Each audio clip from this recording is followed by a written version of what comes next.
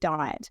And that should be aiming at providing as much needed micronutrients to boost your pet's gluten has to come out in the dog food. You know, if you go and pick up.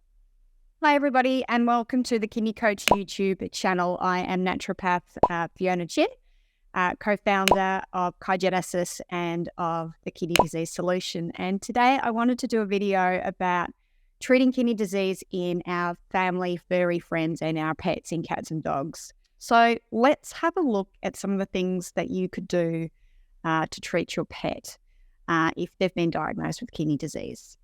So the first thing I spoke about obviously was diet. So first and foremost, if you've got a dog or a cat diagnosed with kidney disease and you seriously want to help them, please take them off dried kibble. It just adds strain to the kidneys because of that dehydration, lack of moisture content in their food. There are some great websites online. And in fact, if you head over to kidneycoach.com and go to articles and then find the one about treating animals and cats and dogs with diagnosed kidney disease, I've actually got diets laid out in there of what to feed them. So you want to give your pets a kidney-friendly diet. And that should be aiming at providing as much needed micronutrients to boost your pet's overall health.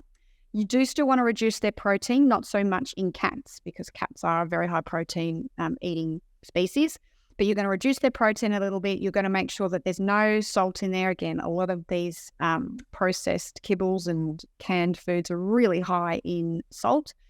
We obviously want to increase potassium, but decrease phosphorus. So that can confuse people because it's a little bit different to generally the advice given in humans.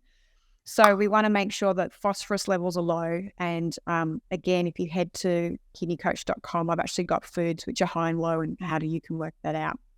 If you can feed your pet organic food, it's even better. The fewer chemicals that their kidneys have to process, the more available energy they'll have to heal. So main foods to remove from both cats and dogs' diets is wheat and gluten. And again, your cat shouldn't be on any grain because they're carnivores.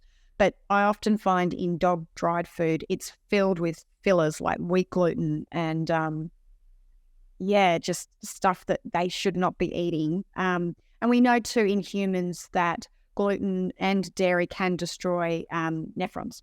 So dairy I take out as well, only because that's very high in phosphorus.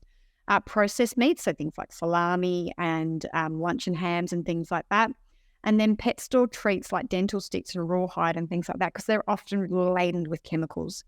Like with humans, like I mentioned, wheat gluten has to come out in the dog food. And, if you go and pick up what you're feeding your dog and, if you've got things like potato and rice and gluten and wheat and then a whole pile of fillers and soy oil and things like that, often there'll be like and reconstituted meats and things like that. That's just not what they eat in the wild. And they are such highly inflammatory producing foods. So you want to make sure that they're off all of that.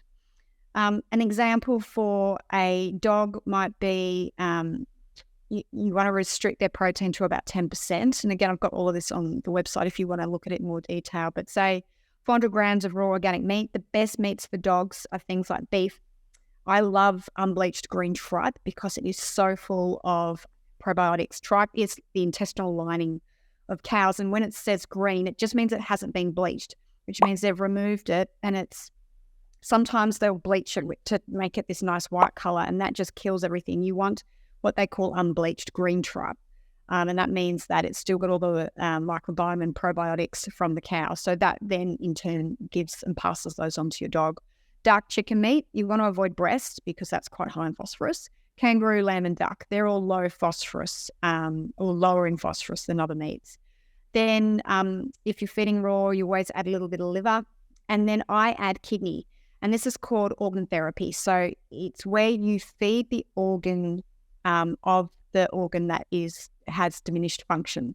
So, and that gives your body and your pet's body the micronutrients needed to support that organ. So if they were having issues with their spleen, you would feed them spleen. If, a dog, for instance, Dobermans are very prone to dilating cardiomyopathy, and that can be prevented actually by feeding your dog's heart because it's very high in taurine, and that's one of the things that offsets that. So Apollo gets liver, kidney, heart. He gets all the organs ground up into his dog food every day in small amounts, because organ meat is very, very rich in nutrients, so they don't need a lot of it.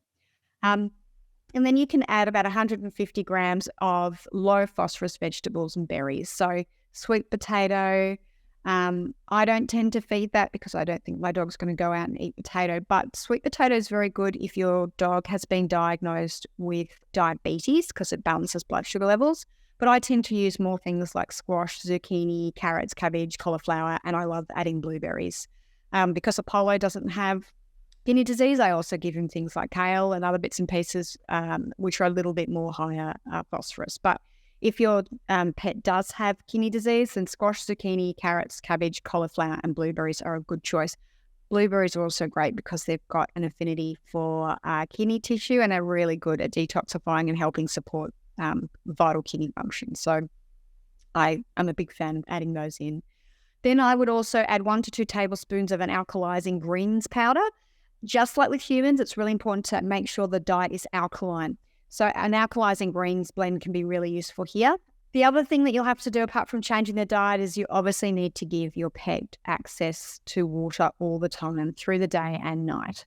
I personally filter my pet's water. That's just to take out heavy metal contaminants and the chlorine from the water and the fluoride as well. I hope that you found it useful. If you did, give us a like. Remember to hit subscribe so you'll get notified anytime we put out new content. And if you have a comment or need some specific help, chuck it in the comment section below. I'm always looking at the comments and I will promise to get back to you. Have a beautiful day.